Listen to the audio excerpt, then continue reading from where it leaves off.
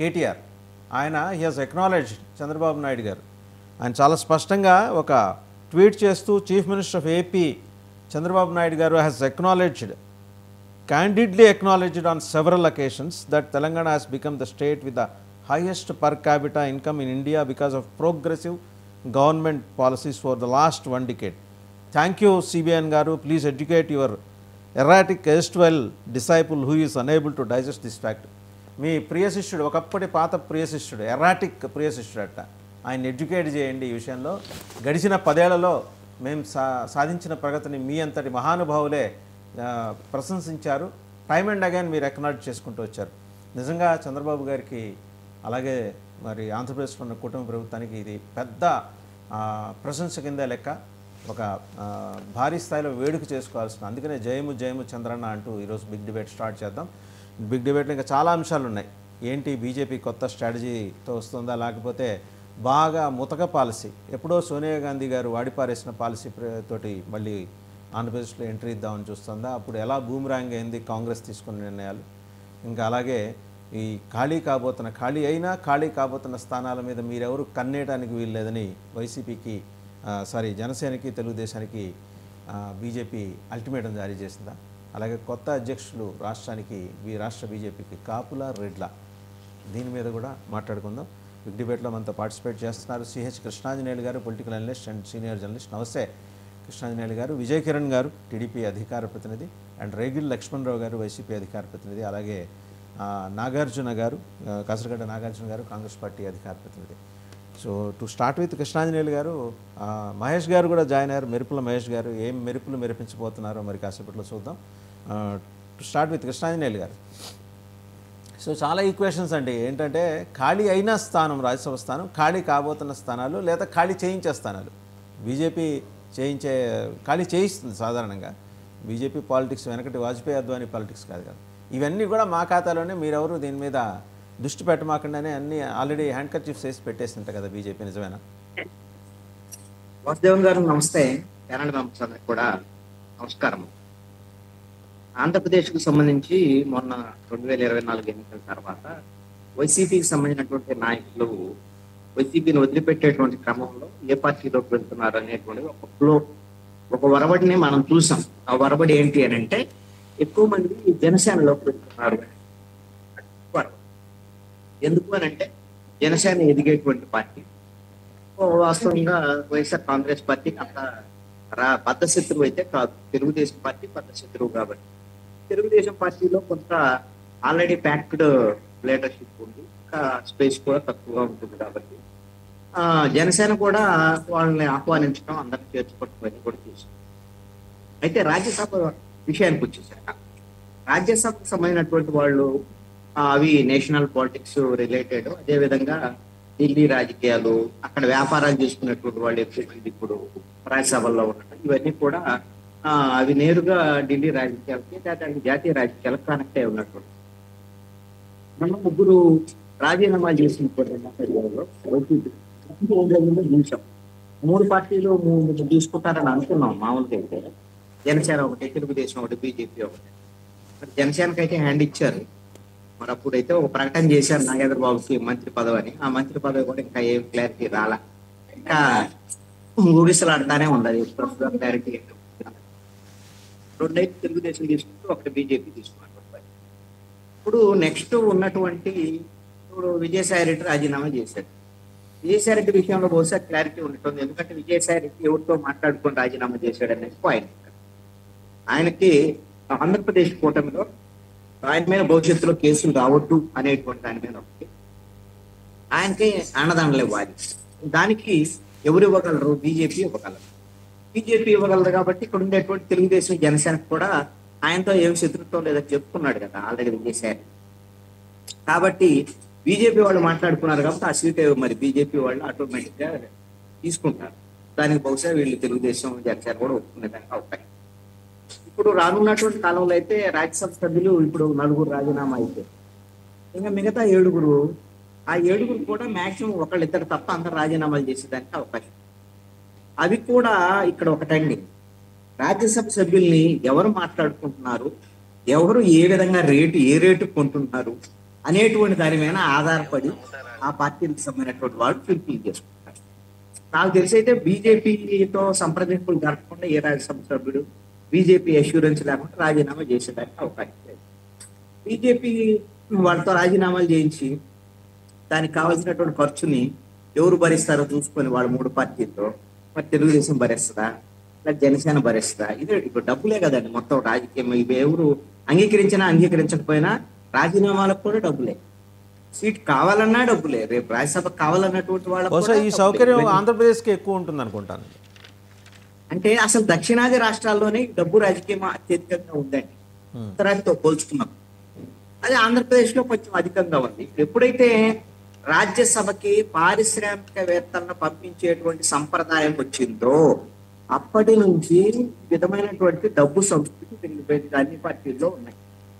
ఇది ఇలాంటి పరిస్థితి రేపు పొద్దున బహుశా రాజ్యసభకు సంబంధించినటువంటి విషయంలో ఈ మరి 3 పార్టీల మధ్య ఒప్పందాలకు సంబంధించినటువంటి విషయంలో ఇప్పుడు జనసేనకు కూడా ఏదో ఒక రాజ్యసభ వస్తుందండి. అయితే ఒప్పందాలు ఉంటాయా, డిక్టేషన్లు ఉంటాయా కృష్ణాంజనేయులు గారు? ఇక్కడ డిక్టేషన్ మీన్స్ అంటే బీజేపీ చెప్పినట్టు బీజేపీ దగ్గర పెద్దన్న పాత్ర ఎన్డీఏ కూటమి ప్రభుత్వమే కదండి ఆంధ్రప్రదేశ్ లో కూడా ఉంది. ఆంధ్రప్రదేశ్ లో ఉన్నటువంటి ముఖ్యమంత్రి ఎవరు? చంద్రబాబు నాయుడు, ఎన్డీఏకి సంబంధించినటువంటి ముఖ్యమంత్రి. అంతే తప్ప కూటమి ముఖ్యమంత్రి, కూటమి ప్రభుత్వం అంటున్నారు తప్ప 135 వచ్చిన తెలుగుదేశం ముఖ్యమంత్రి ఏం కాదు కదా. ఆ క్లారిటీ అయితే ఉంది. మీరు అలా అంటున్నారు, పక్క నుంచి కేటీఆర్ గారు పొగుడుతున్నారు. ఒకసారి కేటీఆర్ గారి ట్వీట్, తర్వాత చంద్రబాబు గారి బయట రెండు చూద్దామండి, మళ్ళీ మీ దగ్గరికి వస్తాం. చూశారు కదా ఆయన ఎంత అద్భుతంగా ట్వీట్ చేశారు. అండ్ చంద్రబాబు గారు ఏం మాట్లాడారండి అది కట్ చేసి మరీ పెట్టారు. తెలంగాణ రాష్ట్రం హైయెస్ట్ పర్ క్యాపిటల్ ఇన్కమ్ ఉంది బికాస్ ఆఫ్ దట్ పాలసీస్. ఈరోజు తెలంగాణ రాష్ట్రం హైయెస్ట్ పర్ క్యాపిటల్ ఇన్కమ్ ఉంది బికాస్ ఆఫ్ దట్ పాలసీస్. ఈరోజు తెలంగాణ సో అది కృష్ణాంజనేయులు గారు ఆయన చాలా సంబరంగా పెట్టారు. కేటీఆర్ గారు మీ ఎరాటిక్ డిసైపుల్కి చెప్పండి అని, అంటే వాసుదేవన్ గారు పాత శిష్యుడు, ప్రియ శిష్యుడు వాసుదేవన్ గారు కేటీఆర్ కితాబు చంద్రబాబు నాయుడుకి అవసరం ఉంటుందని నేను అనుకోను. కానీ కేటీఆర్ చంద్రబాబు నాయుడు పొగట్టడం ద్వారాగా బీఆర్ఎస్ లబ్ధి పొందాలి అనేటువంటిది అక్కడ ప్రధానమైనటువంటి లక్ష్యం తప్ప చంద్రబాబు నాయుడుకి ఆయన కితాబు ఇస్తే ఈయనకొచ్చి ఒరిగేదే ఉంటుంది. ఎందుకు ఈ విధమైనటువంటి స్టేట్మెంట్ ఇవ్వాల్సి వచ్చింది కేటీఆర్ అంటే 2 రకాల ప్రధానమైన కారణాలు ఉన్నాయి. మన దావోస్ వెళ్ళి వచ్చిన తర్వాత శ్రీధర్ బాబు మంత్రి, తెలంగాణ మంత్రి, ఒక చిట్ చాట్ లో మీడియాకి సంబంధించినటువంటి వాళ్ళ చిట్ చాట్ లో ఆంధ్రప్రదేశ్ ఉన్నటువంటి పెద్ద అసెట్ చంద్రబాబు నాయుడు ఆయన వాళ్ళే పెట్టుబడులు వస్తున్నాయి అని చాలా విపరీతంగా పొగిడాడు. కాంగ్రెస్ వాళ్ళు ఎలాగో పొగుడుతారండి. ఎందుకు పొగుడుతారంటే తెలంగాణలో కాంగ్రెస్ ప్రభుత్వం అధికారంలోకి రావడానికి ప్రధానమైనటువంటి కారణాల్లో తెలుగుదేశం పార్టీ కూడా ఒకటి. బహిరంగంగానే వాళ్ళు సపోర్ట్ చేశారు, అవన్నీ కూడా జరిగినటువంటి మాట వాస్తవం. అయితే అది సిటీలో హైదరాబాదు మెట్రోపాలిటన్ సిటీలో అయితే పనిచేయలేదు, కానీ జిహెచ్ఎంసీ పరిధి మినహా మిగతా చోట్లంతా కూడా ఎంతో కొంత పనిచేసింది. తెలుగుదేశం శ్రేణులు, వాళ్ళ అభిమానులు, వాళ్ళు కొంత కాంగ్రెస్ టర్న్ అయ్యారు.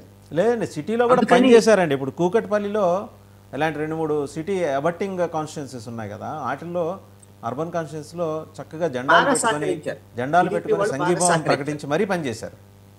రెండవ అంశం ఏంటంటే ఆ సమయంలో చంద్రబాబు నాయుడు అరెస్ట్ అయినటువంటి సమయంలో కేటీఆర్ చేసినటువంటి వ్యాఖ్యలు పెద్ద ఎత్తున దుమారం రేపాయి.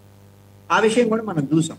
అంటే ఒకసారిగా తెలుగుదేశానికి సంబంధించినటువంటి అభిమానులందరూ కూడా బీఆర్ఎస్ మీద, కేటీఆర్ మీద తీవ్రమైనటువంటి వ్యతిరేకత ఉన్నటువంటి పరిస్థితి ఇప్పుడు కూడా పరిస్థితి ఉంది. అందుకని ఆ విధంగా తెలుగుదేశం పార్టీ తెలంగాణలో అసలు పొందుకుంటుందా లేదా అసలు ఆ పరిస్థితి లేదు. ఇంతవరకు అయితే ఒక క్లారిటీ రాలా. ఊరికి అదుగో ఇదిగో అని చెప్తున్నారు తప్ప ఏమి క్లారిటీ రాలా. భవిష్యత్తు ఏంటి తెలుగుదేశం పార్టీది అనేది తెలియదు. జనసేన కూడా మొన్న ఎన్నికల్లో పోటీ చేసింది, కానీ తెలంగాణలో ఆ తర్వాత యాక్టివిటీ ఏమి లేవు. కాబట్టి అక్కడ తెలంగాణ పార్టీలే అక్కడ రాజకీయాన్ని శాసించేదానికి అవకాశం ఉంటుంది. ఇప్పుడు ఉన్నటువంటి పరిస్థితిలో తెలుగుదేశం అభిమానులు కాంగ్రెస్ వైపు ఉన్నారు కాబట్టి ప్రజెంట్ అంటే పూర్తిగా బీఆర్ఎస్ కు దూరం అవుతారా అనేటువంటి దాని మీద కేటీఆర్ ఇప్పుడు ఈ నష్ట నివారణ చర్యల్లో భాగంగా చంద్రబాబుని పొగిడేటువంటి ప్రయత్నం కేటీఆర్ చేశారు అని చెప్పేసి నేను అనుకుంటున్నా. ఆ పొగడ్తలతో తెలుగుదేశం వాళ్ళు ఏం సంప్రదాయాలు చేసుకోరు. ఆయన పొగడ్త కూడా నాకు తెలిసి అంత పెద్ద విజయ్ కిరణ్ గారి దగ్గరికి వెళ్ళాను, ఎందుకంటే విజయ్ కిరణ్ గారు is more anxious about this development. Vijay Kiran గారు భవిష్యత్తులో మళ్ళీ తెలుగుదేశం బీఆర్ఎస్ జతకట్టే వెనకటి టీఆర్ఎస్ ఇప్పటి బీఆర్ఎస్ జతకట్టే అవకాశాలు ఉన్నాయా? మంచి చేసుకునే ప్రయత్నాలు ఏవో ఇలా సంబరాన్ని వేయటం, బిస్కెట్లు వేయటం ఇలాంటివన్నీ మొదలైంది కదా, ఏమన్నా కలిసి తెలంగాణలో కలిసి పనిచేసే అవకాశాలు ఉన్నాయా? సార్, నిజం నిలకడ మీద తెలిసిద్ది అనే దానికి ఇది ఒక ఉదాహరణ అండి. గతంలో కేసీఆర్ ఏ విధంగా చంద్రబాబు గారి గురించి మాట్లాడారు, కేటీఆర్ ఏ విధంగా మాట్లాడాడు, అదేవిధంగా జగన్మోహన్ రెడ్డి గారికి కేసీఆర్కి కేటీఆర్కి ఉన్నటువంటి ఆత్మీయ సంబంధం ఏంటి, ఇవన్నీ కూడా మనం గతంలో చూసాం. ఇవాళ ఏదో కేటీఆర్ గారు ట్వీట్ పెట్టాడంటే దాని వెనక చాలా విశేషాలు ఉన్నాయి. అక్కడ రేవంత్ రెడ్డి పెట్టే వేడి, కొంచెం మీరన్నా చెప్పండి అనేటువంటి ఒక మాట, అదేవిధంగా తెలంగాణ ప్రాంతంలో ఎన్నికల్లో ఓడిపోవటానికి ఆయన చేసినటువంటి మాటలు, చేసినటువంటి హెల్ప్ ఏది జగన్మోహన్ రెడ్డి గారికి, ఇవన్నీ కూడా గమనిస్తున్నటువంటి సాధారణ ప్రజలు కానివ్వండి, తెలుగుదేశం పార్టీ అభిమానులు కానివ్వండి, దానికి తగినటువంటి రిఫ్లెక్షన్ చూపించారు. ఇప్పుడు వారికి తత్వం బోధపడింది. మనం కొన్ని విషయాల్లో ఒళ్ళు దగ్గర పెట్టుకొని మాట్లాడాలి, ఎట్లా అంటే అట్లా మాట్లాడితే దాని పర్యవసానాలు అధికారం పోయేదాకా ఉంటుంది అనేటువంటిది ఆయనకు ఒక తత్వం బోధపడింది. ఏదైనా ఆయన చెప్పినా ఎవరు చెప్పినా ఒకటండి, చంద్రబాబు నాయుడు గారిది ఈ రోజుకి ఏదో గడుపుకొని వెళ్ళేటువంటి మెంటాలిటీ కాదు, లాంగ్ విజన్ ఉంటుంది. ఇప్పుడు మనందరం కూడా ఏ ప్రయత్నం చేసినా భవిష్యత్ తరాల కోసమే కదా. ఆ భవిష్యత్ తరాల కోసం ఒక విజన్, ఒక రూట్ మ్యాప్ క్రియేట్ చేసి అప్పుడు 2020 అంటే 2020 ఏంటని అప్పట్లోనే అందరు నవ్వారు. చివరికి ఏమైంది, 2020 విజన్ అయింది. ఇప్పుడు 2047 రేపు రాబోయే రోజులకి మనకు ఒక ల్యాండ్ మార్క్ గా ఉండిపోతా ఉంది. ఇప్పుడు ఆ 2047లో మనం ఏం చేయాలా, ఇది ఈ రూట్ మ్యాప్, ఒక విజన్ ఇక్కడ నుంచి మనం మొదలు పెడితే, ఇప్పుడు అమరావతి కూడా చూడండి, అమరావతి కూడా 100 years ని దృష్టిలో పెట్టుకొని 100 years లో పెరిగే జనాభాతో సహా అక్కడ అప్పటికి అవసరమైనటువంటి సదుపాయాలతో సహా జనాభా పెరుగుతుందా, రియల్ ఎస్టేట్ పెరుగుతుందా? సార్, ఒకటి అన్నీ పెరుగుతాయి. ఇప్పుడు రియల్ ఎస్టేట్ పెరిగితే ప్రభుత్వానికే కదా మంచిది, రియల్ ఎస్టేట్ పెరిగితే ప్రజల యొక్క బయింగ్ కెపాసిటీ పెరిగితే అంతా మంచిదే కదా. ప్రజల ఆర్థికంగా స్థితిమంతులు అవ్వాలంటే అది నిరంతర ప్రక్రియ, అది జరుగుతూ ఉంటుంది. దానికి సంబంధించి ప్రభుత్వ బాధ్యత ఏంటంటే వాళ్ళకి ఏదో చేపలు కొట్టివ్వడం కాకుండా చేపలు పట్టించేటువంటి సామర్థ్యాన్ని కల్పించడమే చంద్రబాబు నాయుడు గారి యొక్క విజన్. విజయకిరణ్ గారు, అవుట్ ఆఫ్ ది బాక్స్ ఒక ప్రశ్న అండి. నేను ఈ మధ్య రాజధాని పరిసర ప్రాంతానికి 2-3 రోజులు సొంతూరు కావడంతో అక్కడికి వచ్చి చూశాను. ఐ థాట్ బ్రహ్మాండమైన అన్నీ ఆక్యుపై అయి ఉంటాయని. చాలా చోట్ల ఇంకా బిల్డింగ్స్ ఎందుకంటే అన్ఆక్యుపైడ్. అంటే జగన్మోహన్ రెడ్డి దుర్మార్గాల మీద ఇంకా భయం ఉందా ఆంధ్రప్రదేశ్లో? ఆయన మళ్ళీ వస్తాడేమన్న భయం ఉందా? సార్, చెప్పే ముందు మన ఎన్ని ఎకరాలు ఉంది సార్ మీకు? నాకు లేదండి, అక్కడ నేను చూశాను అక్కడ. ఓకే, సరే. ఇప్పుడు ఆక్యుపై అవ్వకపోవడానికి ఏం లేదండి, దానికి అక్కడ నివాసం ఉండటానికి కావాల్సినటువంటి సదుపాయాలన్నీ జరుగుతా ఉన్నాయి. ఖచ్చితంగా త్వరలోనే అన్ని ఆక్యుపై అయితే అన్ని యాక్టివిటీస్ కూడా మొదలవుతాయి. ఈసారి మీరు వచ్చేసరికల్లా అన్ని యాక్టివిటీస్ కూడా మొదలై ఉంటాయి అనుకుంటున్నా. బహుశా ఇక్కడ ఒకటండి, మన చిత్తశుద్ధిని కూడా ఉండాలా. మనకు ఇప్పుడు ఒక రాష్ట్రానికి ఒక హెడ్ ఉండాలా, ఆ హెడ్డే రాజధాని. ఆ రాజధాని అమరావతిగా డెవలప్ చేయాల్సినటువంటి బాధ్యత. ఆ బేస్ చేసుకొని మనం అభివృద్ధి కార్యక్రమాలు ముందుకు తీసుకెళ్తా ఉంటాం. అటువంటి పరిస్థితి లేకుండా గతంలో చేశారు. కాబట్టి ఇప్పుడు చంద్రబాబు నాయుడు గారి నేను అడిగిన ప్రశ్న సమానం చెప్పలా. ఏమన్నా టీఆర్ఎస్ బీఆర్ఎస్ అండ్ టీడీపీ తెలంగాణలో కలిసి పనిచేసే అవకాశాలకి ఇది సూచనగా మనం చూడవచ్చా? సార్, ఇప్పుడు అది ఏం జరిగిద్ది అనేది ఇప్పుడు ఎవరం కూడా చెప్పలేము. రాజకీయాల్లో మీకు తెలియంది కాదు, శాశ్వత శత్రువులు శాశ్వత మిత్రులు అనేటువంటిది ఎక్కడ ఉండదు. ఐ గాట్ ఆన్సర్ అండి, మళ్ళీ వస్తాం మీ దగ్గరికి. నాకు కావాల్సిన ఆన్సర్ దొరికింది. మహేష్ గారు, సో ఖాళీ అయిన స్థానాల్లో మీరు వెళ్ళి ఖర్చీఫ్ వేస్తానన్న బీజేపీ ఒప్పుకోవట్లేదట, మీరు కానీ టీడీపీ కానీ. రేపు ఖాళీ అయినా బీజేపీ బలవంతంగా ఖాళీ చేయించే స్థానాలు ఇవన్నీ, అంటే వాళ్ళు మర్యాద కోసం ఖాళీ అవుతున్న స్థానాలని చెబుతారు, కానీ ఖాళీ చేయించేస్తాను ఎక్కడా మీకు ఛాన్స్ లేదట. మీరేమో పాపం తాపత్రయపడుతున్నారు ఎవరైనా ఒకరిని రాజ్యసభకు పంపించేద్దామని. ముందుగా నాకు అవకాశం ఇచ్చిన మీటి నిర్మాణానికి, అలాగే మీకు ప్యానల్ ఆఫ్ పార్టీ నాయకులందరూ కూడా శుభోదయం తెలియజేసుకుంటూ, సార్ ఇప్పుడు డెఫినెట్ గా సార్ ఆంధ్ర రాష్ట్రంలో బీజేపీ నోటీస్ లేకుండా ఏమీ చేయడానికి అయితే మాత్రం, అంటే ఏమీ చేయడానికి కాదు, బీజేపీ నోటీస్ లేకుండా అంత ఈజీగా ఏ డెసిషన్స్ కూడా ఏ పొలిటికల్ పార్టీ కూడా తీసుకునే స్కోప్ అయితే మాత్రం లేదని నేను తెలియజేస్తున్నాను. దాని రీజన్ ఏంటంటే పర్సనల్ డెసిషన్స్ తీసుకోవచ్చు, స్టేట్ లెవెల్లో జరిగే విషయాల మీద కావాలంటే తీసుకోవచ్చు తప్ప ఈ రాజ్యసభ కానీ భవిష్యత్తులో ఇంకేదైనా విషయాల మీద అంతా కూడా డెఫినెట్లీ బీజేపీ యొక్క నోటీస్ లోనే అన్ని జరుగుతుంది. అది మనం డెఫినెట్ గా యాక్సెప్ట్ చేయాల్సిందే. ఇంకోటి ఏంటంటే ఎవరైతే రాజ్యసభకు రాజీనామా చేస్తారో వాళ్ళు మోర్ ఓవర్ వాళ్ళు ఇక్కడ ఉన్నటువంటి లోకల్ పార్టీస్ కంటే కూడా బీజేపీతో వాళ్ళు కనెక్షన్ లోనే ఉంటారు. డెఫినెట్ గా వాళ్ళతో కనెక్షన్ లో ఉంటారు. ఇప్పుడు విజయసాయి రెడ్డి గారికి కూడా ఏమి బీజేపీ ఏం తప్పు చేయలేదు. విజయసాయి రెడ్డి గారికి కూడా అన్ని చోట్ల కూడా ఆయనకి ఇవ్వాల్సిన ప్రియారిటీ ఇచ్చింది. ఏకంగా కొన్ని దానికి వైస్ చైర్మన్ లాంటి పోస్టులు కూడా ఇవ్వడం జరిగింది. మొన్న కూడా తీసుకున్నట్టయితే ఆ జమిలీలో కూడా he is the one of the member గానే తీసుకున్నారు. సో బీజేపీకి విజయసాయి రెడ్డి గారితో ఉన్న టర్మ్స్ కానీ ఏదైనా కావచ్చు. కాబట్టి ఈడ మేము కర్చీఫ్ వేసినాము, మేము ఆడేదో కూర్చోన్నాము, టీడీపీ కర్చీఫ్ వేసింది అలా అంతా కాకుండా వాళ్ళ బాక్స్ లోకే వెళ్ళాలనుకుంటారు. కాబట్టి డెఫినెట్లీ బీజేపీ ఎవరు రాజీనామా చేసినా ఒకటి సార్, రాజీనామా చేసి పార్టీలో జాయిన్ అయితే మాత్రం డెఫినెట్ గా ఆ పార్టీకి ఇస్తారు. మీరు చూడండి, ఇక మొన్న 3 రాజీనామాలు చేశారు. ఇద్దరు తెలుగుదేశంలో జాయిన్ అయినారు కాబట్టి వాళ్ళు తెలుగుదేశం వాళ్ళకి ఇచ్చారు. ఒక బిసి కృష్ణ గారు బీజేపీలో జాయిన్ బీజేపీలోకి ఇచ్చారు. ఇప్పుడు విజయసాయి రెడ్డి గారు ఏ పార్టీలో జాయిన్ కాలేదు కాబట్టి ఈ క్వశ్చన్ ఉంది. సో ఏ పార్టీలో జాయిన్ కాలేదు అంటే డెఫినెట్ గా అది ఖచ్చితంగా దాని యొక్క ఇది బీజేపీ బాక్స్ లోకే వెళ్తుంది. No doubt about that. ఎందుకంటే వాళ్ళు కూడా వాళ్ళ పర్సనల్ స్ట్రెంత్ అంటే పెంచుకోవడం. ఇంకో ప్రమాదం కూడా ఉంది కదా మహేష్ గారు, బీజేపీ అన్న పారాచూట్స్ని ఇక్కడికి డిప్లాయ్ చేయొచ్చు కదా, పరిమళ నత్వాని ఇలాంటి వాళ్ళు ఉంటారు కదా, వాళ్ళు ఏమన్నా అలాంటి ప్రమాదం ఏమన్నా మీకు కనిపిస్తుందా? మీరు ఈ విషయాన్ని ఆ రోజు కూడా విజయసాయి రెడ్డి గారు రాజీనామా చేసినప్పుడు కూడా మీరు ఈ విషయాన్ని ఆ రోజు ప్రస్తావించడం జరిగింది సార్. సో నేను అనుకోవడం ఏంటంటే అదే సార్, అలా ఏదో నార్త్ స్టేట్స్ నుంచో లేకపోతే ఎక్కడో వేరే డిఫరెంట్ స్టేట్స్ లో నుంచి కాకుండా ఏపీలో ఉన్న వాళ్ళని ఎవరన్నా ఇస్తే బాగుంటుంది అనేది మా ఉద్దేశం కూడా.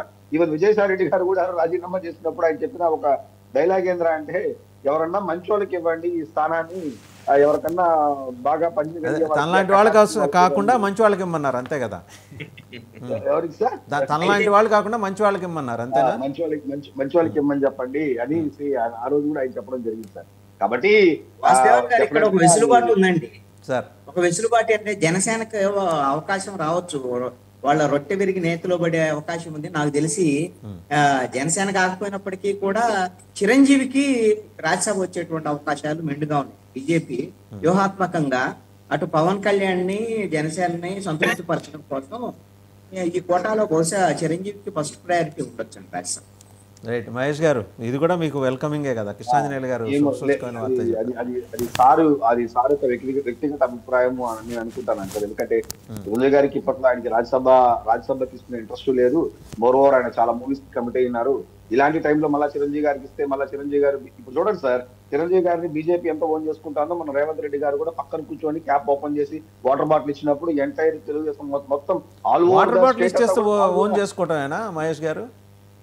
ఏం చేస్తారు సార్? అదే సార్, బీజేపీకే కాదు క్లోజ్, చిరంజీవి గారు కాంగ్రెస్ కూడా క్లోజ్ అని చెప్పి ఒక వేదిక పంచుకున్నప్పుడు మర్యాదపూర్వకంగా చేసే జెస్చర్ అది. అదే సార్, అలాగే ఆ రోజు కూడా మోడీ గారితో కూడా చిరంజీవి గారు వేదికనే పంచుకున్నారు తప్ప అలాంటి గెస్ట్లే తప్ప చిరంజీవి గారు బీజేపీకి వెళ్ళే లైన్స్ లో కానీ లేదు చిరంజీవి గారికి పగ్గాలు ఇస్తున్నట్టు కానీ ఏదైతే కథనాలు వచ్చాయో అవన్నిటికి కూడా అది తప్పైతే అది కరెక్ట్ అయితే. నాగబాబు గారికి కేబినెట్ మినిస్ట్రీ ఎందుకంటే డిలే అవుతుంది అన్న అంటే, ఇప్పుడు నాకు తెలిసి కింద నెలంతా శూన్యమాసం కాబట్టి ఆగారేమో అని అనుకుంటున్నా. ఇప్పుడు మాఘమాసం మొదలైంది కదా. ఎందుకు సార్ దానికి పర్ఫెక్ట్ ఆన్సర్ ఎప్పుడో వచ్చేసింది sir. It's very clear. MLC ఖాళీ అయిన తర్వాత ఎమ్మెల్సీ తీసుకున్న తర్వాతే మినిస్ట్రీ తీసుకుంటామని చెప్పి పవన్ కళ్యాణ్ గారు చాలా క్లియర్ గా చెప్పడం జరిగింది. సో ఎప్పుడైతే ఖాళీ అవుతుందో ఆ వేక చంద్రబాబు నాయుడు హరికృష్ణ గారికి ఎదురైన అనుభవం దృష్ట్యా అలా అనుకుని ఉంటారేమో బహుశా పవన్ కళ్యాణ్. అది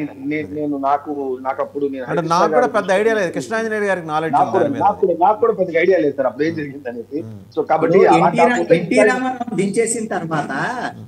రామారావు దించేసిన తర్వాత ఎన్టీఆర్ కుటుంబంలో వ్యతిరేకంగా పార్టీ పెట్టినటువంటి వాళ్ళు హరికృష్ణ. కాబట్టి హరికృష్ణనే తన వైపు తెచ్చుకోవడానికి మీ మంత్రి పదవి ఇస్తాననేటువంటి దాని మీద మంత్రి పదవి ఇచ్చాడు. రోడ్డు మంత్రి ఇచ్చాడు. ఆయన ఇచ్చి 6 నెలల లోపల ఎక్కడా పోటీ చేయించలేదు, ఏం చేయించలా. ఆయన రాజీనామా చేసే పరిస్థితి కల్పించారు చంద్రబాబు నాయుడు. మరి అది ఇప్పుడు ఏమన్నా జనసేన నాగేంద్రబాబుకి ఎదురైతే ఏమన్నా భయం కొద్దీ బహుశా ఎమ్మెల్సీ అయిన తర్వాతే మరి మంత్రి అయ్యేదానికి తప్పేం లేదండి. ప్రికాషనరీ మెజర్ అది, that we have to welcome. అది జాగ్రత్త పడి తప్పేం లేదు. అనుభవాలు, పాత అనుభవాలు, మొట్టికాయలు ఇవన్నీ దృష్టిలో పెట్టుకునే పవన్ కళ్యాణ్ గారు జాగ్రత్త పడుతున్నట్టు కనిపిస్తుంది. ఒకసారి మనం మన రేగుడి లక్ష్మణరావు గారి దగ్గరికి వెళ్దాం. సార్, ఇంకా ఎంతమంది చేత బీజేపీ రాజీనామా చేయిస్తోంది? 2 3 లక్ష్మణరావు గారు.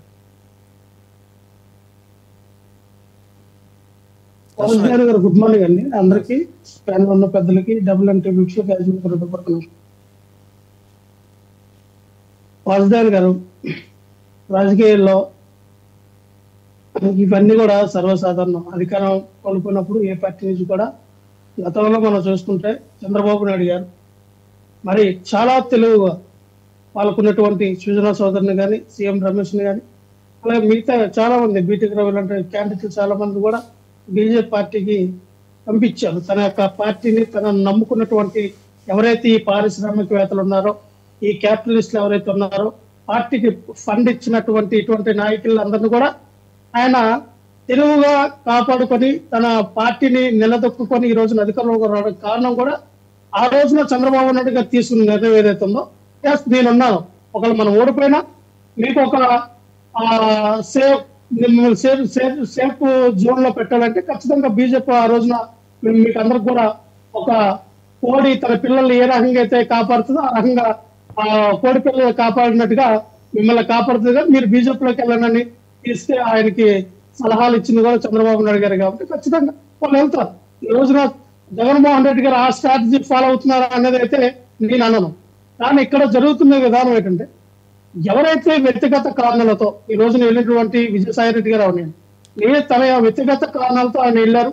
తనకి బిజినెస్ పరంగా లేదు, ఇంకా ఏ ఇతర కారణాలతో రేపొద్దున కాలంలో ఏదో ఇంకా ఆయన పొలిటికల్ గా ఇబ్బంది పెట్టే పరిస్థితి ఉందని ఆయన గ్రహించారో, లేక ఒక మళ్ళీ చెప్తా ఉన్న మీడియా రంగంలో ఒక మీడియా పెట్టి లేదా ఒక పత్రికని స్థాపించి ఆయన కూడా మీడియా రంగంలో అసలు ఆ మీడియా అంటే ఏ విధంగా ఉండాలి, ఏ రకంగా మరి న్యూట్రల్ గా వ్యవహరించాలి, పత్రికను ఏ విధంగా నడిపించాలని ఆ రోజున కొన్ని ఎల్లో మీడియాకి ఆయన చేసినటువంటి ఛాలెంజ్ ను కూడా మనం గుర్తించుకోవాలి. ఎందుకంటే ఆయన యొక్క స్ట్రాటజీ ఆ విధంగా ఆయన మీడియా రంగంలో ప్రవేశిస్తున్నారనా మీరు చెప్పాలనుకుంటున్నది?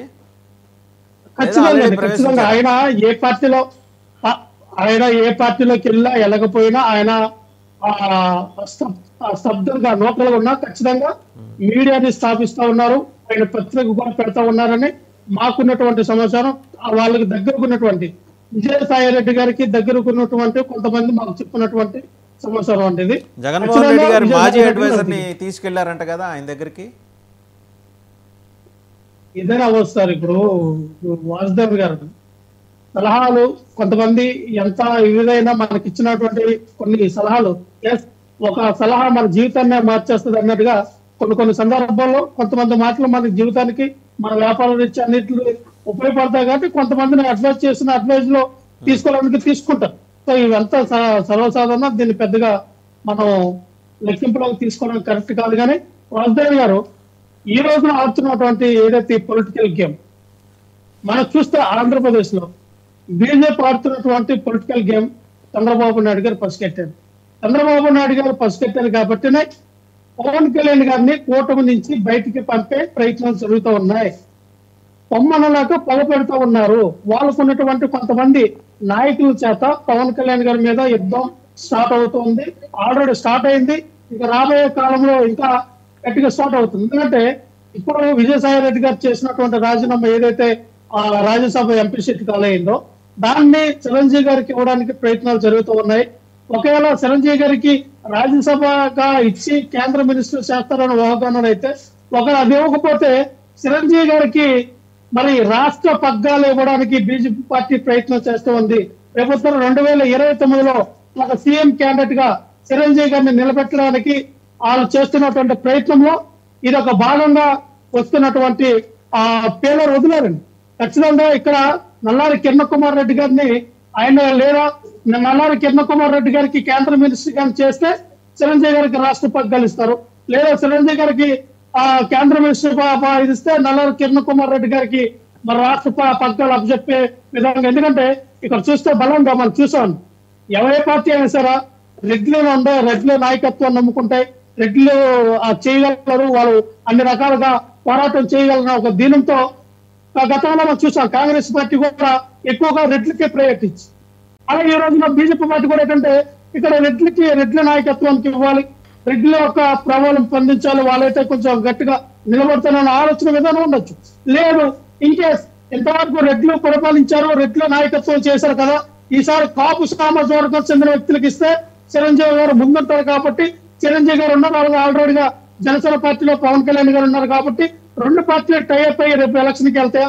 లేదు జనసేన పార్టీ బీజేపీ పార్టీలో విలీనం చేసి అన్నదమ్ముల్ని ఇద్దరిని వినియోగించుకొని ఏదైతే వాళ్ళ కళ్ళలు కంటూ ఉన్నారో బీజేపీ పార్టీ అయితేనే లక్ష్మణరావు గారు, చేసి ఖచ్చితంగా మన సీఎం వచ్చిన ఆలోచన లక్ష్మణరావు గారు, మీరు 11కి కుదించబడిన తర్వాత చాలా ఖాళీ దొరికి రకరకాల స్పెక్యులేషన్స్, ఊహాగానాలు, అసలు మామూలు వంట కాదండి మీది. పెద్ద పెద్ద స్టార్ హోటల్స్లో కూడా ఇలాంటి వంటలు చేయలేరు, అట్లాంటి వంట వండుతారు. ఎన్ని స్పెక్యులేషన్స్ అండి. కాసేపు చిరంజీవి కేంద్ర మంత్రి అయితే, కిరణ్ కుమార్ రెడ్డి ఏమో రాష్ట్ర అధ్యక్షుడు, ఓకే ఆయన కేంద్ర మంత్రి అయితే రాష్ట్రసభకు పంపిస్తే చిరంజీవి గారు బీజేపీ రాష్ట్ర. అసలు అది కాదు సార్, ఒకప్పుడు Telugu Desam is known for such kind of social media. Vasudevan గారు వైఎస్ఆర్ కాంగ్రెస్ పార్టీ కోసం ఇన్ని ఆలోచనలు చేస్తే వాళ్ళు ఏదైనా కొద్దిగా బాగుపడేదానికి అవకాశం. బీజేపీ గురించి వీళ్ళు చేసే ఆలోచనలు ఏంటంటే నాకు అర్థం కాదు. అంటే అన్నకు సమయం దొరికింది సార్. సో ఏదో మొత్తానికి రివ్యూ యువర్ సెల్ఫ్ ఏదంటే అదే కృష్ణాంజనేయులు గారు అన్నట్టు అదేదో మీ మీద ఫోకస్ పెట్టుకుంటే మిమ్మల్ని మధ్య అంతఃకరణ శుద్ధి అంటారు. ముందర మిమ్మల్ని మీరు క్వాలిఫై చేసుకున్నారనుకోండి 2029కి అవకాశం ఉంటుంది. మీ నాయకుడు ఎలాగో 4 ఏళ్ళు ఇలా కళ్ళు మూసుకొని ధ్యానం చేయండి, మనం వచ్చేస్తాను, ఆ ధ్యానంలోనే ఉండండి కనీసం. ఇక్కడ మీరు జ్ఞానమే కాదండి, రేపు 5వ తారీఖున ఏదైతే విద్యార్థులకు ఇస్తాం అనేటువంటి ఫీజు రియంబర్స్మెంట్ ఏదైతే ఉందో అది బకాయిలు 3,900 కోట్లు బకాయిలు ఉన్నాయి. ఆ పిల్లలకి ఆల్ టికెట్లు ఇవ్వట్లేదు. రేపు పొద్దున ఉద్యమం చేయబోతున్నాడు కదా, దాని మీద ఆయన ఉద్యమం చేయబోతున్నాడు. ఆయన ఉద్యమానికి వెళ్ళగానే 10 మంది ఎమ్మెల్యేలు బీజేపీ తీసుకెళ్లిపోద్ది. ఇదే రేపు జరగబోతున్నది ఢిల్లీలో. దీని మీద చెప్తున్నాం, వాసుదేవన్ గారికి ఒకటే చెప్తా ఉన్నాం, ఇలా 10 మంది ఎమ్మెల్యేలు తీసుకెళ్తారా, లేదా ఇంకొక 20 మంది మాజీ ఎమ్మెల్యేలు తీసుకెళ్తారా, లేదంటే ఇప్పుడు ఉన్నటువంటి రాజ్యసభ మిగిలినటువంటి వ్యక్తులు తీసుకెళ్తారా? తీసుకెళ్ళండి. ఎంతమంది వెళ్ళాలనుకుంటున్నారో, మా పార్టీని ఎంత తొక్కాలనుకుంటారో వాళ్ళు బాలికల్స్ కొడితే ఎంత స్ట్రాంగ్ గా రివర్స్ మీరు అంటుంటారు కదా సింహం సింగిల్ గా వస్తుందని. సింహాన్ని సింగిల్ గానే వదిలేద్దాం అనుకుంటారు బీజేపీ వాళ్ళు.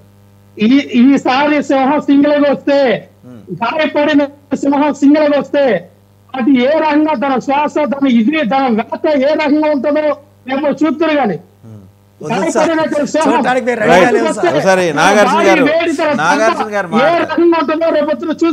మళ్ళీ వస్తాను. నాగార్జున గారు మాట్లాడతారు. జగన్మోహన్ రెడ్డి గారు ఆ రకంగా ముందుకు, వైఎస్ఆర్ పార్టీ ఆ రకంగా ముందుకు రాబోతూ ఉంది. ఖచ్చితంగా సింగిల్ గా వచ్చిన ఎవరైతే ఎన్ని రకాలుగా పొత్తులు పెట్టుకుని నాగార్జున గారు మాట్లాడతారు. నాగార్జున గారు 2010లో మీరు ఒక అద్భుతమైన వ్యూహం పన్నింది మీ పార్టీ. ఏమని చిరంజీవి గారిని తీసుకొని జగన్మోహన్ రెడ్డి గారికి వ్యతిరేకంగా సరే మనం ఈయన్ని ప్రొజెక్ట్ చేస్తే మనకు అద్భుతమైన ఫలితాలు, నిజంగానే అద్భుతమైన ఫలితాలు సాధించింది. తర్వాత ఎలక్షన్స్లో కాంగ్రెస్ పార్టీ నామరూపాలు లేకుండా పోయింది ఆంధ్రప్రదేశ్లో. ఇప్పుడు అదే పని బీజేపీ చేయబోతోంది. సో మీరు ఒక రకంగా ఏంటంటే డోర్స్ క్లోజ్ చేసుకొని చంకలు గుద్దుకుంటున్నారు కాంగ్రెస్ పార్టీ, మనం చేసిన తప్పే బీజేపీ వాళ్ళు కూడా చేయబోతున్నారని. అంతేనా? అలాంటి కథనాలు వస్తాయి. అప్పుడు మేము చేసిన తప్పు ఏంటంటే సార్, చిరంజీవి గారిని సెంట్రల్ మినిస్టర్కి తీసుకొని మేము తప్పు చేసాం. యాక్చువల్ చిరంజీవి గారిని గ్రౌండ్ లెవెల్కి పంపించాలి. గ్రౌండ్ లెవెల్కి పంపిస్తే ఆటోమేటిక్గా ప్రజల్లో కనెక్టివిటీ పెరిగిద్ది కాబట్టి ఇంకొంచెం మేము ఇన్ఫ్లుయెన్స్ చూపించే ఇదే ఇది. బట్ మేము ఏంటంటే సెంట్రల్కి తీసుకొచ్చేసరికి గ్రౌండ్ లెవెల్కి ఆయన కనెక్టివిటీ మిస్ కావడం వల్ల ప్రజల్లో కొంచెం కనెక్షన్ మిస్ అయింది సార్. ఇంకా పోతే సార్ వాళ్ళు నిజంగా బీజేపీ అలాంటి ప్లాన్ వేస్తే ఏమని చెప్పారు సార్, మాకు ఎలా బోబరాంగ్ అయింది వాళ్ళకు కూడా అలా బోబరాంగ్ అయింది. సంతోషం కనిపిస్తుంది మీ కళ్ళలో. సార్ ఇంకోటి సార్, ఇందా కేటీఆర్ గారి ట్వీట్ గురించి మీరు మాట్లాడారు. కేటీఆర్ గారు ఇంకో ట్వీట్ కూడా పెట్టాలి సార్. ఏమని పెట్టాలంటే, తెలుగుదేశం పార్టీ అధ్యక్షులు నారా చంద్రబాబు నాయుడు గారు మీ మొదటి శిష్యుడు ఎవరయ్యా అంటే కేసీఆర్ గారు. 2019-24 మీరు ఓడిపోయినా మీకు చాలా తక్కువ సీట్లు వచ్చినా కానీ మీరు ప్రజల్లో ఉండి ఎలాగైతే పోరాడారో అలాగే మా తండ్రి గారికి కూడా మీరు అలాగే పోరాడండి అని చెప్పండి అని చెప్తే ఇంకా బాగుండేది సార్. ఎందుకంటే మొదటి శిష్యుడు ఆయనే కాబట్టి వాళ్ళ నాన్నగారు కూడా చెప్పమని చెప్తే ఇంకా బాగుండేది. పాపం కేటీఆర్ గారు అడగడం మర్చిపోయారు అనుకుంటా. నేను గుర్తు చేస్తున్నా సార్ మీ ఇదిగా. సెకండ్ వన్ ఏంటంటే, కేటీఆర్ గారు ఫిట్ ఎందుకు పెట్టారంటే, ఇప్పుడు నాకున్న సమాచారం ప్రకారం రేపు లోకల్ బాడీ ఎలక్షన్లో ఎన్డీఏ అంటే తెలంగాణలో Telugu Desam party, BJP, Bharatiya Janata party, Janasena 3 కలిసి పోటీ చేస్తున్నాయి లోకల్ బాడీ ఎలక్షన్లో. దానికి డెఫినెట్గా నేను కూడా జాయిన్ అవుతా అని చెప్పి కేసీఆర్ గారు బతిలాడుకున్నారు, కేటీఆర్ గారు బతిలాడుకున్నారు. కూటమి ఇంకా వాళ్ళని తీసుకోలేదు. సో ఎలాగైనా సరే, ఎందుకంటే లాస్ట్ టైం మీరే చూస్తారు నారా చంద్రబాబు నాయుడు గారు అరెస్ట్ అయినప్పుడు ఎంత హేళనగా మాట్లాడారు సార్, ఎంత హేళనగా కనీసం ఆయన వయసు గౌరవించి కూడా సైలెంట్గా ఉన్నా సరిపోయేది. కానీ ఎంత హేళనగా మాట్లాడారు సార్. హేళనగా మాట్లాడటం వల్ల ఆ రోజు ఈ పరిస్థితి ఇంత పరిస్థితి దిగజారారు. పార్టీ ఉంటుందా లేదన్న స్థితికి వెళ్ళిపోయాడు. సో ఎలాగైనా సరే వాళ్ళని కలుపుకోవాలని చెప్పి ఇలాంటి ప్రయత్నాలు చేస్తున్నారు సార్. నెక్స్ట్ పోతే ఇందాక మీరు ఒక మాట అన్నారు సార్, అమరావతి అమరావతి అమరావతి. అమరావతికి మా కాంగ్రెస్ పార్టీ తరఫున 100% మేము సపోర్ట్గా నిలబడ్డాం సార్. మీరు ఇందాక అన్నట్టు అమరావతిలో వెళ్ళి చూస్తే ఏమీ లేదంటే వాళ్ళ పాపం నిన్న కాక మొన్న 7-8 నెలలు అవుతుంది. నేను అంటున్నది ఏమీ లేదల్లా, ఎగ్జిస్టింగ్ బిల్డింగ్స్లో ఆక్యుపెన్సీ రేట్ ఎందుకు లేదని అడిగా. ఎందుకంటే పీపుల్ హావ్ యాంటిసిపేటెడ్ డెవలప్మెంట్ కనిపిస్తుంది, ఆక్యుపెన్సీ పెరుగుతుందని. ఆక్యుపెన్సీ ఆల్మోస్ట్ 50% అట్లా అలాగే ఉంది. ఏమొస్తారు సార్, ఐ థాట్ ఈ జగన్మోహన్ రెడ్డి గారి గవర్నమెంట్లో నేను రోడ్లు మొత్తం తోకోపోయారు, రోడ్లు మొత్తం తోకోపోయారు. జగన్మోహన్ రెడ్డి గారు దుర్మార్గాల తాలూకు ఛాయలు ఇంకా ఉన్నాయా అని అడుగుతున్నా. ఒక్క లైట్ గత 5 సంవత్సరాల్లో అమరావతిలో ఒక్క లైట్ వేసిన పాపాలు బాగాలేదు సార్. ఉన్న రోడ్లు తవ్వకుండా పోయారు, ఉన్న బిల్డింగ్లు ఖాళీగా వదిలేశారు. కంప ఎలా పెరిగిపోయిందో మనం చూసినాం. అంత దరిద్రంగా ఉందని 7 నెలలు వాళ్ళని ఏం బాగు చేస్తారు లేండి సార్, మనం వేచి చూడాలి. ఇంకా పోతే ఇందాక మీరు ఒక డైలాగ్ వేశారు, ఈయన మాట్లాడతా జగన్మోహన్ రెడ్డి గారు చేసిన ఒక ఐడియా సార్, విజయసాయి రెడ్డికి ఒక ఐడియా ఇచ్చారు. ఇందాక వాళ్ళు వీళ్ళు ఐడియా ఇచ్చారు కదా, జగన్మోహన్ రెడ్డి గారు విజయసాయి రెడ్డికి ఒక ఐడియా ఇచ్చారు. ఏమై ఇచ్చారు, కాకినాడ పోర్టు మనం తీసుకుందాం, దాంట్లో లాభాలు వస్తాయని చెప్పి ఒక మిస్టేక్ చేశారు సార్. ఆ మిస్టేక్ వల్ల ఈరోజు విజయసాయి రెడ్డి గారు పార్టీ వదిలిపెట్టి వెళ్ళటం జరిగింది. బహుశా లక్ష్మణ్ గారికి తెలియదు అనుకుంటా, ఒకసారి చరిత్ర చెక్ చేసుకోండి. కావాలనే జగన్మోహన్ రెడ్డి గారు లాభాలు వస్తున్నాయని సరే ఎలాగైనా సరే 2,000-3,000 కోట్ల వాల్యూ ఉన్న కాకినాడ పోర్టుని 500 కోట్లకి మీరు కొట్టేశారు. అది ఈరోజు ఈడీ కేసు పెట్టింది, లోకల్లో డిపార్ట్మెంట్ కేసు. ఆయన రాజీనామా చేసినంత మాత్రం నేను బయటపడిపోతాడు ఈడీ కేసు. 100% సార్. ఇది నాగార్జున గారు మీ దగ్గర 500 కోట్ల రూపాయలకి విజయసాయి రెడ్డి గారు తీసుకున్నారని మీ దగ్గర ఉన్న ఎవిడెన్స్ ఏంటండి? అవి ఏముంటే టీడీపీ పార్టీ వాళ్ళకి ఇవ్వండి ఒకసారి, వాళ్ళకి ఎవిడెన్స్ లేవంట. అవునా? మరి ఏం మాట్లాడతారు మీరు? ఏం మాట్లాడతారు మీరు? లక్ష్మణ్ గారు ఏం మాట్లాడతారు నాకు అర్థం కాదు. లక్ష్మణ్ గారు ఆయన మాట్లాడండి, మళ్ళీ మీ దగ్గరకు వస్తా కదా. తీసుకెళ్ళండి సార్. సాక్షి పేపర్ కాదు, రిమైనింగ్ పేపర్లు కూడా చదవండి సరేనా? సాక్షి పేపర్ కాదు, రిమైనింగ్ పేపర్ చదవండి. కాకినాడ పోర్టు తిరిగి రాసిచ్చారు, అది మీకు తెలుసా? అది చదవకపోతే మీకు డాలర్ చేర్చింది, అది చదవండి కొద్దిగా అప్పుడప్పుడు. కాదు, ఆ పేపర్ కూడా అప్పుడప్పుడు కొద్దిగా చూడండి సార్. అది ఆగండి లక్ష్మణ్ గారు, ఆగండి, లెట్ హిమ్ కంప్లీట్. ఆయన వర్షన్ ఆయన చెబుతారు కదా. ఒక నిమిషం ఆగండి లక్ష్మణ్ రావు గారు, ఆయన వర్షన్ ఆయన చెప్పండి. మీ తరపున లక్ష్మణ్ గారిని ఒక క్వశ్చన్ అడుగుతున్నాను, దానికి ఆన్సర్ చెప్పమని చెప్పండి సార్. కాకినాడ పోర్టు తిరిగి రాసిచ్చారు, రాసిచ్చలేదా, రాసివ్వలేదా, అది మీరు చెప్పండి. ఎవరు రాసిచ్చారు? అసలు కాకినాడ పోర్ట్ అనేది అరవిందో వాళ్ళకి అంత కొనుక్కున్నటువంటి ఆ పర్సంటేజ్ ఎంత ఉన్నదో 39% వాళ్ళ దగ్గర ఉంది. కేవీఆర్ ఎవరైతే ఆ కేవీఆర్ దగ్గర ఉన్నటువంటి ఆ ప్రాజెక్టులు భయపడి రాయించుకున్నారు, ఆయన కూడా స్టేట్మెంట్ ఇచ్చారు కదా, నేను ఎవరికి భయపడి రాసివ్వలేదని. నేను అడిగిన క్వశ్చన్ నువ్వు చెప్పే ఆన్సర్ ఏంది బాబు? సే ఎస్ఆర్ నో, సే ఎస్ఆర్ నో, సే ఎస్ఆర్ నో. కాకినాడ పోర్టు తిరిగి రాసిచ్చారు, రాసివ్వలేదా? ఏం డిబేట్ కొత్త నువ్వు అసలు? ఏ 6 రోజుల క్రితం తిరిగి రాసిచ్చారు స్వామి. విజయసాయి రెడ్డికి ఫోన్ చేసి అడుగు, విజయసాయి రెడ్డి ఫోన్ చేసి అడుగు, జగన్మోహన్ రెడ్డి గారు ఫోన్ చేసి అడుగు. లండన్ లో ఉన్నా కాకినాడ పోర్టు తిరిగి రాసిచ్చారు, కాకినాడ పోర్టు తిరిగి రాసిచ్చారు. అది కూడా నువ్వు తెలియకుండా డిబేట్కి వచ్చాను, నేను ఏమనాలి? కొంచెం ప్రిపేర్ అయ్యి రాయండి స్వామి. కాకినాడ పోర్టు తిరిగి రాసిచ్చారు, ఎందుకు రాసిచ్చారు? రెడ్ హ్యాండెడ్ గా మీరు దొరికారు కాబట్టి తిరిగి రాసిచ్చారు, అందులో స్కామ్ జరిగింది కాబట్టి తిరిగి రాసిచ్చారు. ఎవరికి ఎందుకు రాసిస్తారు మీరు? అరే జనాలు పిచ్చోలు చేస్తారని స్వామి మీరు, అసలు జనాలు పిచ్చోలు చేస్తారేంది? తప్పులు చేయటం మళ్ళీ బురద చల్లటం, తప్పులు చేయడం బురద చల్లటం, మరి సరిదిద్దుకోవటం. చంద్రబాబు నాయుడు గారు కాసేపు పంపించారంటే కాంగ్రెస్ పార్టీ కాసేపు పంపించారంటారు. మీ జగన్మోహన్ రెడ్డి గారు ఇచ్చిన ఐడియా వల్ల కాకినాడ పోర్టు ఎక్వైర్ చేయడం వల్ల ఈరోజు తిరిగి రాసిచ్చారు. దాంట్లో విజయసాయి రెడ్డి గారు రెడ్ హ్యాండ్ గారు దొరికిపోయారు, అది మీకు తెలుసా?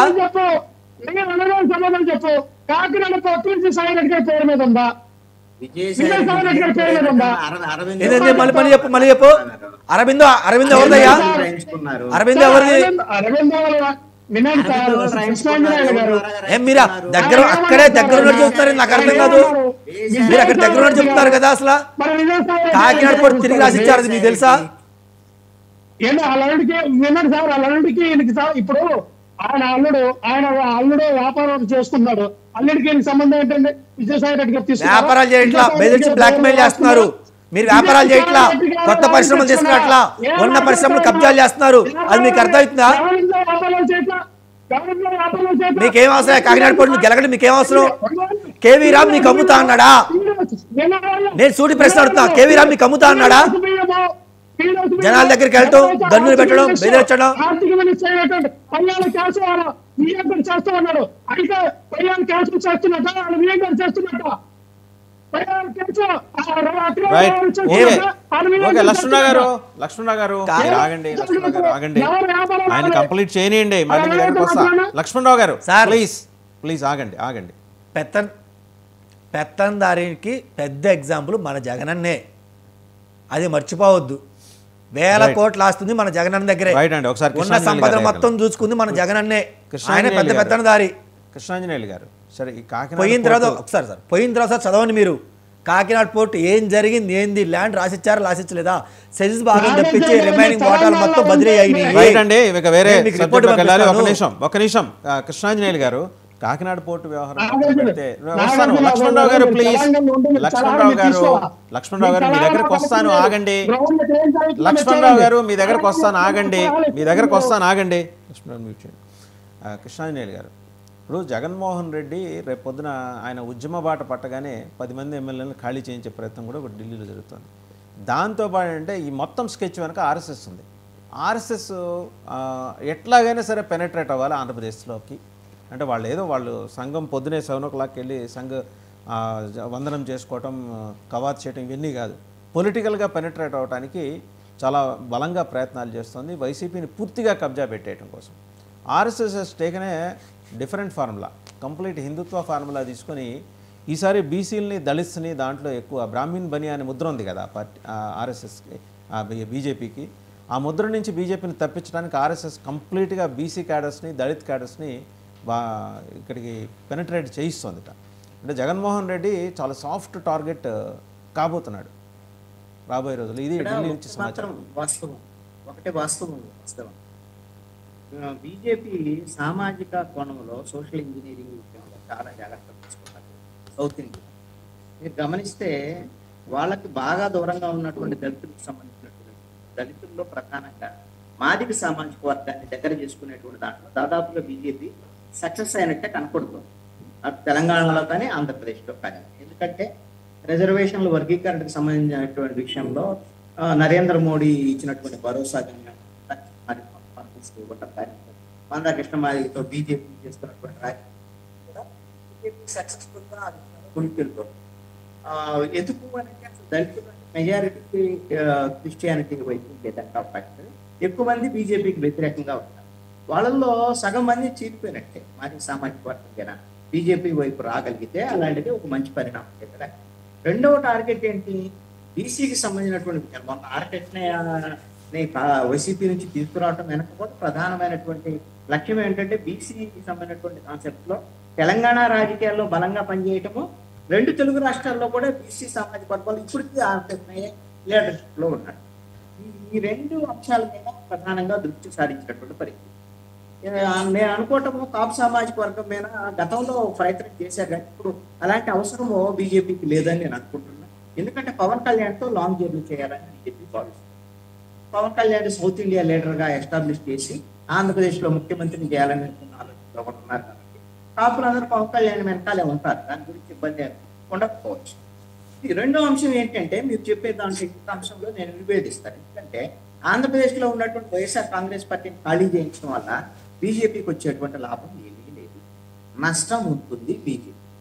ఎందుకు అనంటే వైసీపీకి పూర్తిగా ఖాళీ అయితే ఆ స్పేస్ చేయలేదు. ఆ ఓటర్లు బీజేపీ వైపు వెళ్ళరు. వెళ్తే గింత ఏమన్నా మరీ ఒత్తిడి నుండి ఒకవేళ టర్న్ అయిపోయి ఉంటే తెలుగుదేశం బలం పుంజుకునేదానికి అవకాశం ఉంటుంది, జనసేన కూడా బలం పుంజుకునేదాన్ని. జనసేనకు వస్తే మంచిదే, బీజేపీతో ఉంటారు కాబట్టి. కానీ తెలుగుదేశానికి ప్లస్ అవ్వకూడదుగా. తెలుగుదేశానికి ప్రధాన శత్రువు వైఎస్ఆర్ కాంగ్రెస్ పార్టీ. వైసీపీ బలహీనపడింది అనుకోండి పూర్తిగా, తెలుగుదేశానికి భవిష్యత్తులో లాభం ఉంటుంది అవకాశం. కాబట్టి అలాంటి ఆ పని నేను వైసీపీని పూర్తిగా బలహీనపరిచే పని చేస్తారనుకోండి.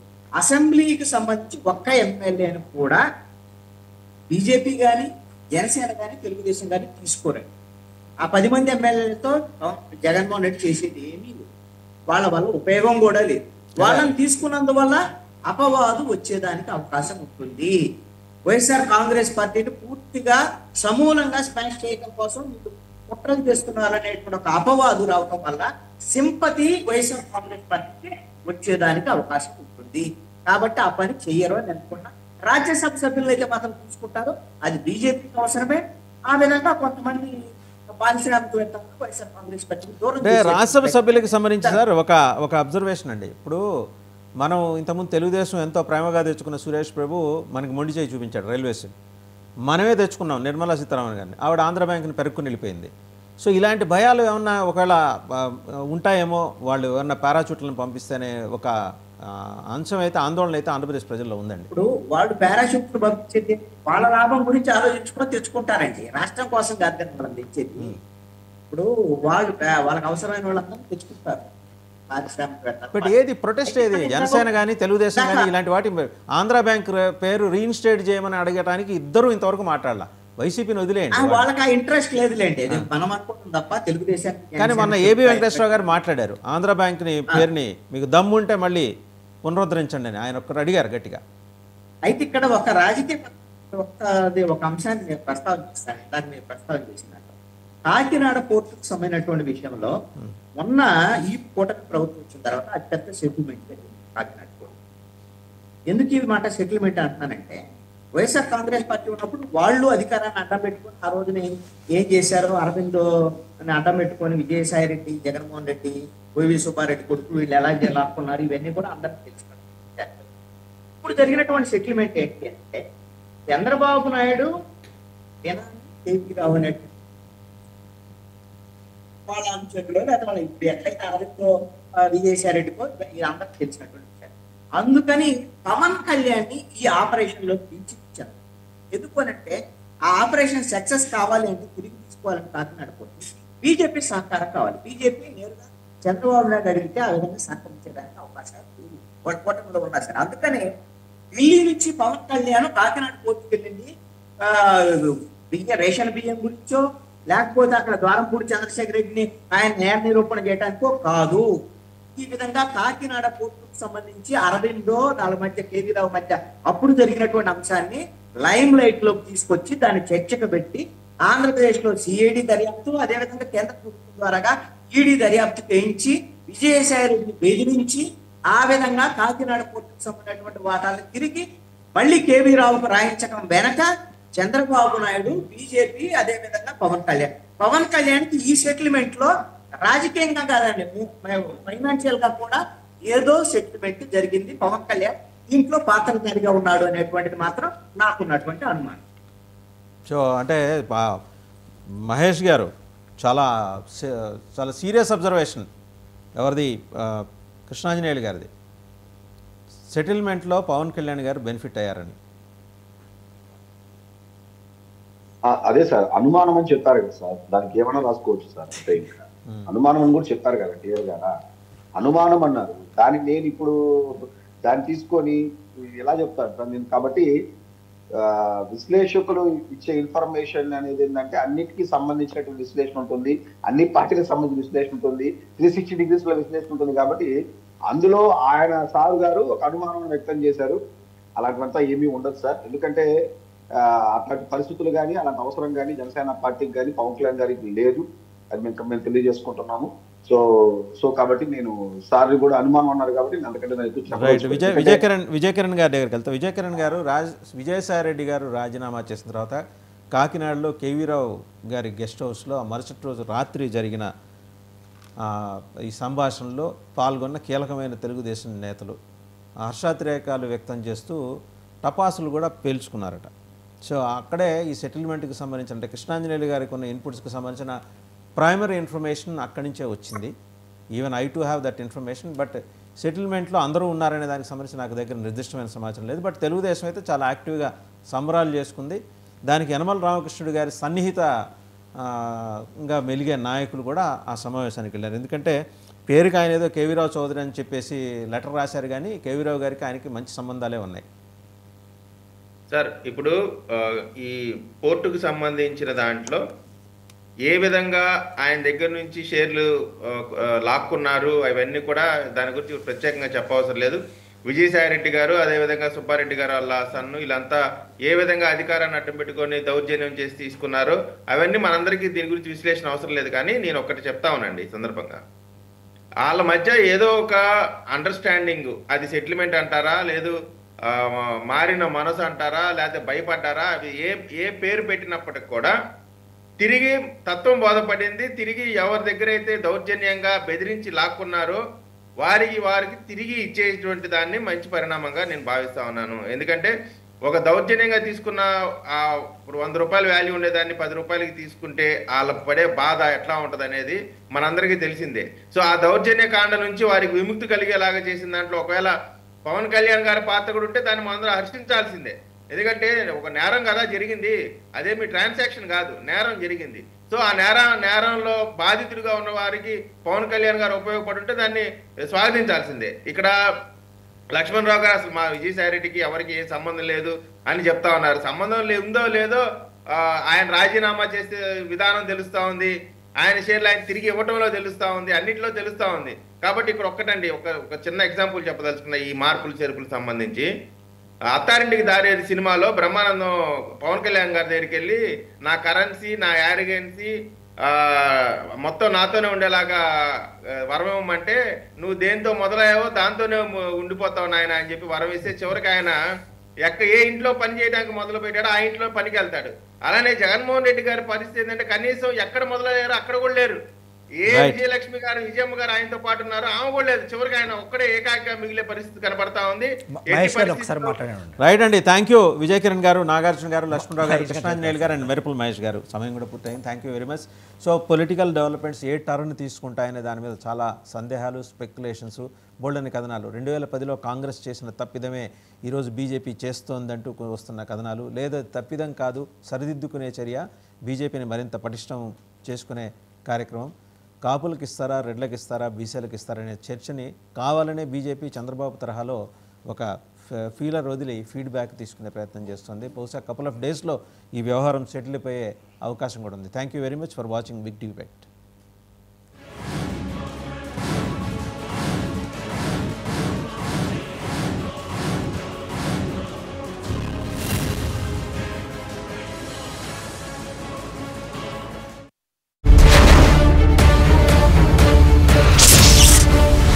అరవై వార్డులలో ఎప్పుడు వంచుతారు? దీనికి ప్రజలకి మీరు జవాబు చెప్పాల్సిన అవసరం ఉన్నది.